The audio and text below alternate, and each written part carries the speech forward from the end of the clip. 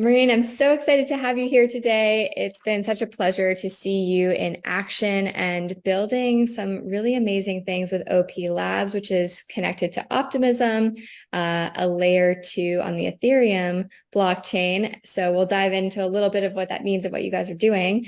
But first, just really inspired by what you've done in your journey, everything from working at Citibank to the European Central Bank, to ultimately joining Lava Network, and finally now this incredible role as the infrastructure partnership lead for OP Labs. So thank you for joining today. I'd love to hear first, where are you calling in from and what are you focused on these days? It's a pleasure. Thank you so much for having me on, Alana. So I'm currently calling from Spain, but usually I'm like roaming around. So next month that will change, right? What am I currently working on? So as you said, I lead infrastructure partnerships at Optimism. And okay, prior to us diving in the weeds, maybe to keep it simple, I am working on making blockchains more accessible to any entity that might currently be looking to launching their own. Such a good summary and makes it really simple. Maybe one thing we could share just for people who are less familiar maybe or trying to understand how it works. I think one thing that I find really inspiring about Optimism is this mission around public goods. So maybe you could just share like what do you feel like is differentiating Optimism as a project in a world where there's a bunch of L2s, for example? So I think at the core, right, like Optimism's vision has always been like impact equals profit. And so blockchain is a space where there is a lot of ethos around like open source project and making everything open source and permissionless that anybody can build on top of, can fork it, can utilize it. But in this type of world, how do you make sure that you reward those teams and individuals contributing to the underlying open source code?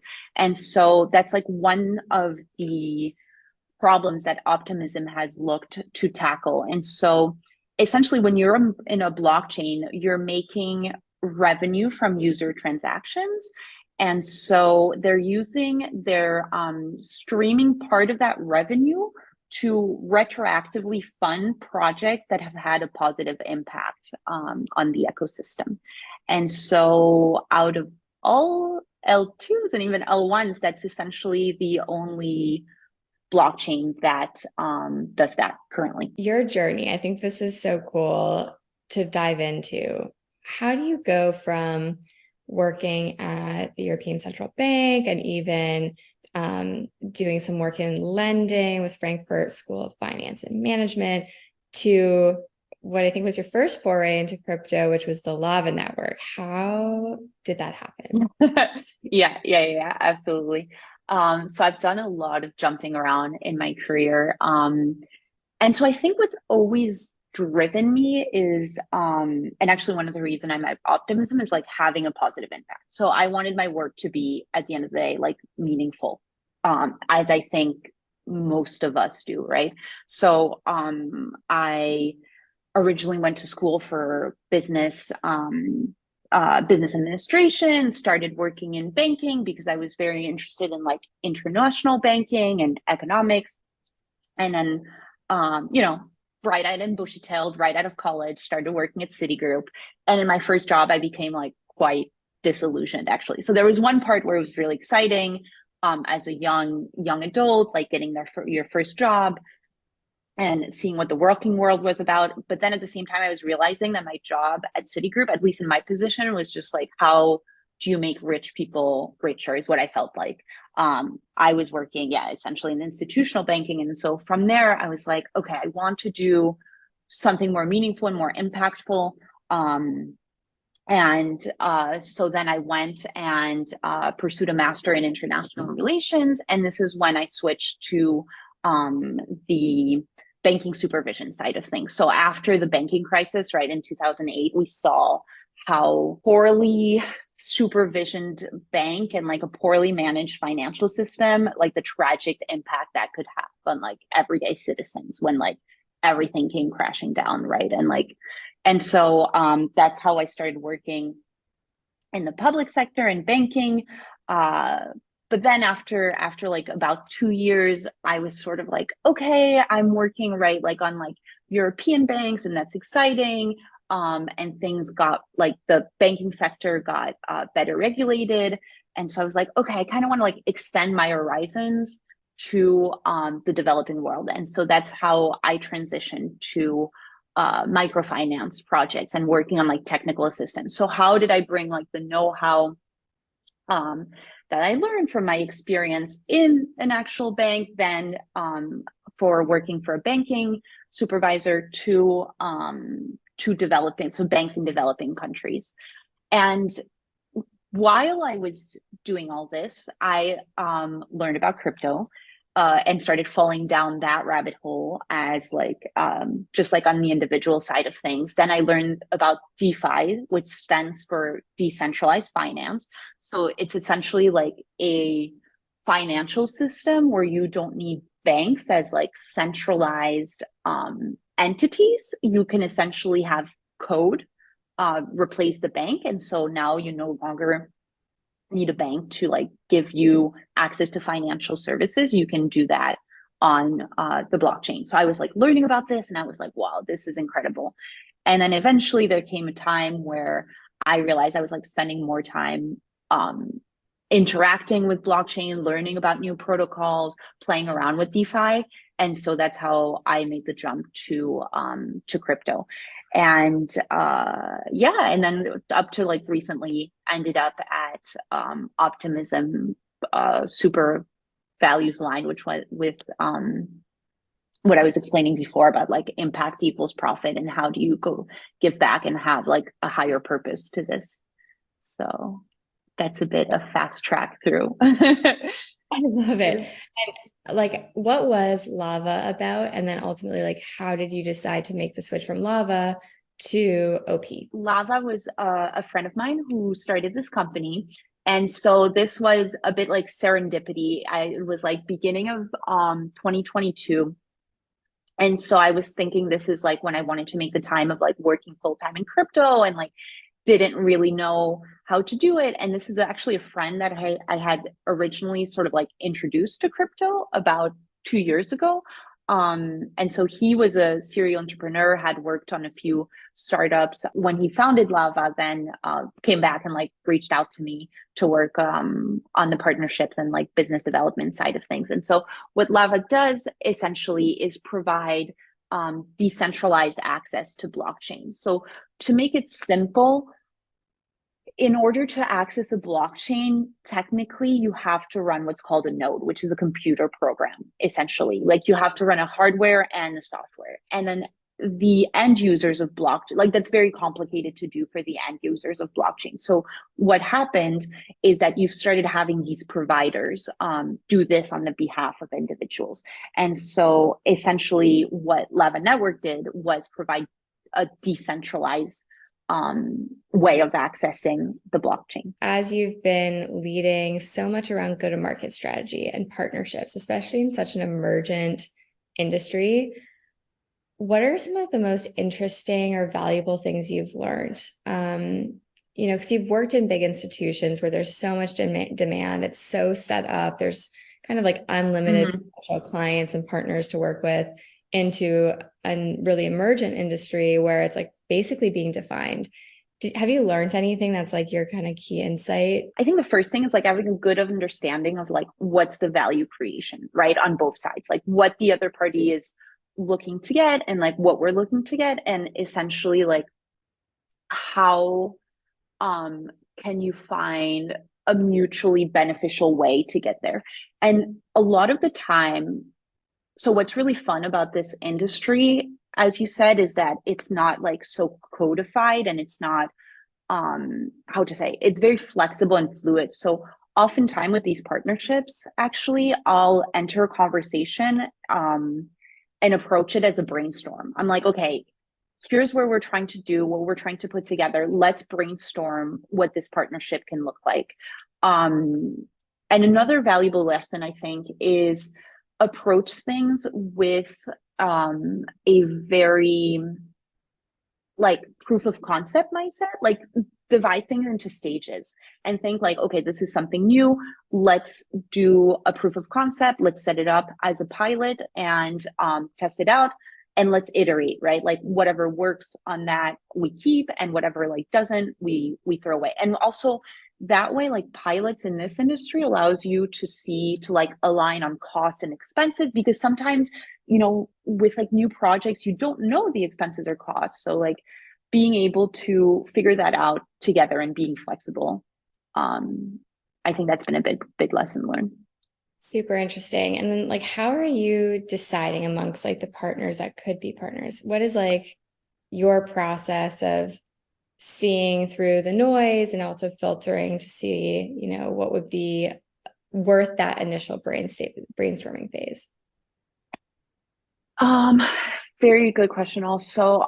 So of course, like in this industry, there's like established projects, let's say, that have like proved their reputation and that have like built up their offering, their products. So obviously there's that set of partners, let's say. And then on the upcoming partner side, it's sort of the ones that demonstrate like value add from the get-go. So like I said, right, this is an industry that's essentially permissionless. So you can start delivering value to an ecosystem and like building on the top of an ecosystem, or like supporting without the actual entity giving you permission. So those projects that already support us and then reach out to us and be like, hey, look, I've started supporting you guys, I've started developing the solution, would love to talk, would love to expand.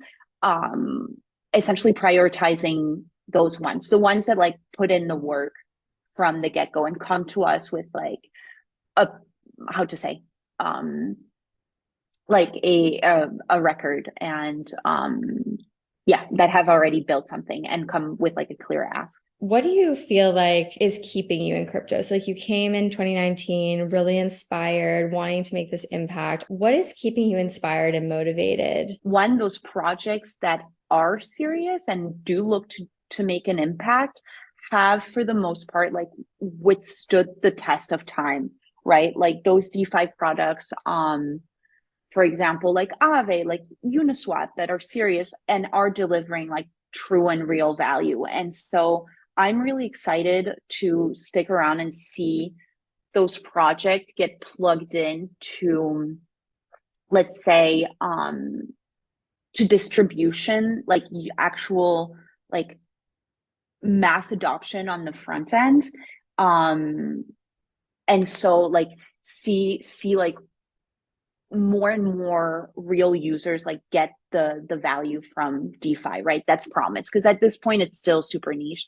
And there I think we have a lot to figure out in terms of yeah, as I was saying, like the distribution and actually getting like the blockchain, like the DeFi and the dApps like plugged in to how to say, like fintechs and whatnot that can deliver it to end users. So I think there's that part. On the other side, I am always meeting super intelligent and like driven people in this space. And I feel like there's more and more people coming. And so that's super interesting. And I think we're seeing that crypto is coming at the intersection of like more and more frontier technology. So it's really cool to get to meet people from like different different industries that are now interacting with crypto. And I think, I mean, a lot of people are saying, right, like oftentimes when something happened or like price comes crashing down, people are like, oh, crypto is dead, blah blah blah, like that's the end. When you're in this industry and you're seeing the people building, you realize that that's not the case, right? Like you're seeing the developments and the long-term partnerships, and you're realizing that it's actually, as you said, like a super nascent industry. And if we compare it to like any other industry, including the internet, it's still like so early, so early. So yeah, I think those, I mean, amongst other things, but those are the things keeping me engaged and motivated. Are there any like people or projects that you follow that like are doing super innovative things, or like you think they're doing really interesting things, especially in like go to market or just for like that consumer um relatability that you mentioned is kind of like the next frontier? Yeah, I mean, there's a lot of project. I think at this point, what I really value is like those communities doing like a lot of onboarding. So, right, like crypto at this point is still complicated, but there's lots of, I mean, how to say, I don't know if complicated is the right term, but it's still quite technical, right? And unfortunately, we haven't solved like all the user experience and user interface challenges. But those people that were like are coming to this industry and thinking like, how do I start working here? Um, I think there's many communities like Boys Club, like SheFi, like Surge Woman that are doing like great work to help onboard individuals looking to work in this space and that are intrigued. So And you just did this amazing tour through West Africa, really looking at the ecosystem, and really as part of your work with OP Labs. What were like the three things that really stood out or that you learned during that experience? there is like a clear need for blockchain in Africa, especially in the payment space, right? Like I think for those unfamiliar, it's very, very difficult to like transact and pay within one country, but also like between countries, right? Like for somebody that's looking to send money from like Ghana to Togo, which are like two countries like next to each other, a payment can take days, super expensive. Like let's say they're just, whatever, trying to send $100, it's probably going to cost them like 15 to $20 to just send the payment and take like an exorbitant amount of time. So this is something for which blockchain would be like a clear solution. It's just the question of um integrating with like providers on the ground to put it together. And so it's been really exciting seeing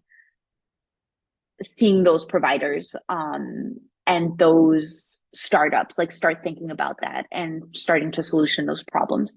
Then another point that's been like really interesting takeaway is seeing how motivated those people in the space and how they see blockchain and this industry as like the opportunities it can deliver because um, of this ability to like work remotely from anywhere and add value and not have to ask permission.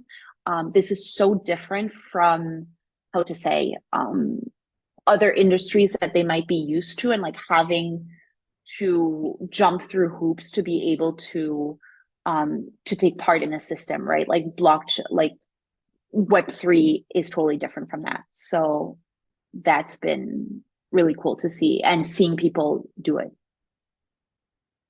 So where do you think the world goes in like 5 to 10 years? If you're going to have a controversial or hot take that you feel like maybe not everyone would agree with, where do you think the future goes?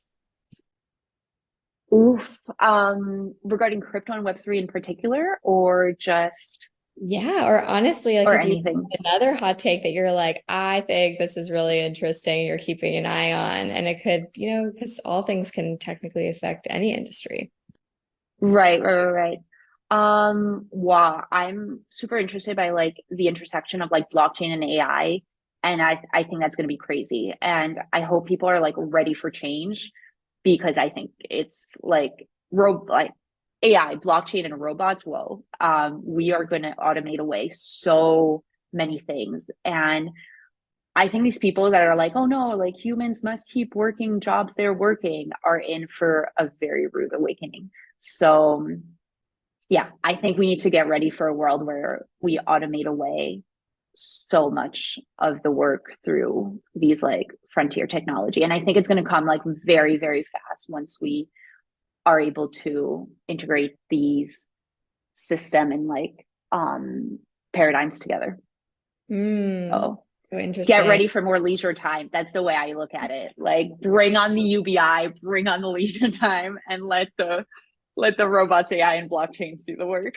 Yeah, well, I mean, you're an amazing nomad, and I know you make a home in many different places. So you've been like incredibly resilient, and incredibly open to new ways of doing things. Maybe just as like a final prompt on that, like what's inspired, living in that lifestyle in that way, and any tips that you have for somebody who's considering making the leap to do something similar.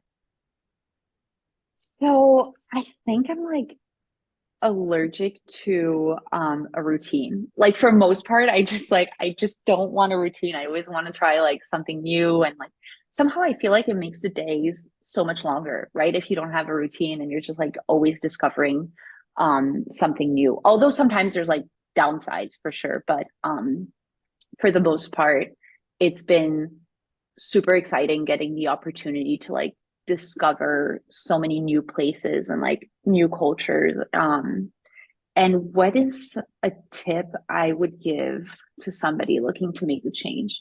Well, I think just like enable yourself, right? Like look for a position that allows you to like work remotely, ideally. Set yourself up so that you can be productive while also traveling, and sort of like finding a rhythm that works for you. And that takes some iteration, right? So keep trying. That might be like, there's like many different ways to do it. Like there's slow nomading, right? Like you can be in one place for like 3 to 6 months. So um, I would just say, yeah, enable yourself and explore different nomading possibilities. I love the word slow nomadic. I haven't heard that yet, and I'm Mhm. definitely going to integrate that into my life. Well, I hope to catch you somewhere in the world soon. It's very Yeah. likely. And before then, how can we keep in touch with you personally as you share your journey? How can people connect to partner, and then also just follow along on what OP Labs does?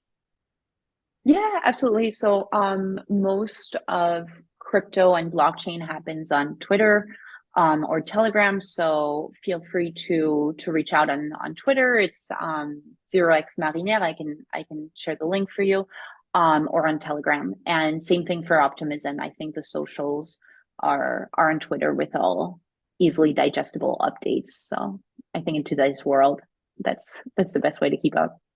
I love it. Well, we will definitely be following along. I love the concept of retro funding and how you guys are really leading the charge there. And can't wait to catch you in some of the IRL meetups and things that you host all over the world and chat with you soon. So thanks so much for joining today. Thank you. Thank you so much, Alana. Talk to you soon. Talk to you soon.